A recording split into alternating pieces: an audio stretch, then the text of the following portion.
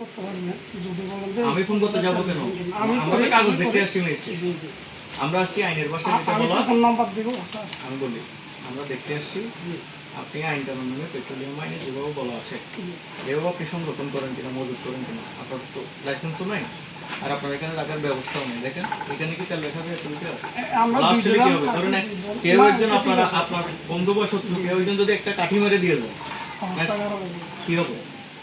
তখন কি আপনি বলতে পারবেন যে অমুক কোম্পানি আমাকে দিছে, অমুক আমাকে দিছে, এই ব্যক্তি আমাকে দিছে? এই কথা কিন্তু তখন বলা যাবে না। আপনার লাগলে আপনি যে পাম্প থেকে নেবেন, পাম্পের সাথে আপনার একটা চুক্তি থাকবে, আপনি ব্যবসায়ী হিসেবে, বুঝতে পারছেন? ব্যবসায়ী না আপনি, আপনার সাথে চুক্তি হবে পেট্রোল পাম্পের। তার একটা লিখিত চুক্তি থাকবে যে আপনি আমাকে প্রতি সপ্তাহে এত লিটার করে দিবেন, আমি এতটার ব্যবসা করি।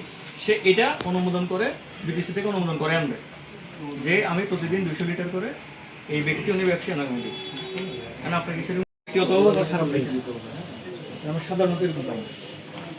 প্রতিদিন আমরা অভিযান করি, প্রতিদিন। আজকে ধরেন 2 মাস ধরে অভিযান, কখনো এরকম আমরা পাই না।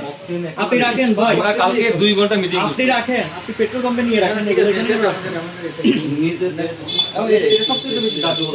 একটু আগুন লাগলে অবস্থা আপনাদের সাথে পেট্রোল পাম্পে একটু যদি আগুন স্যার এখানে আর কিছু হবে না স্যার। ভবিষ্যতে এগুলো আরো যারা করে তাদেরকে মানা করে মানা করে দেন, এগুলো আসলে সম্মানহানি না। না স্যার। এগুলো সেই সম্মানহানি সারা জীবন ব্যবসা করতেছেন, একদিনে আপনার মান সম্মান শেষ হয়ে যাবে।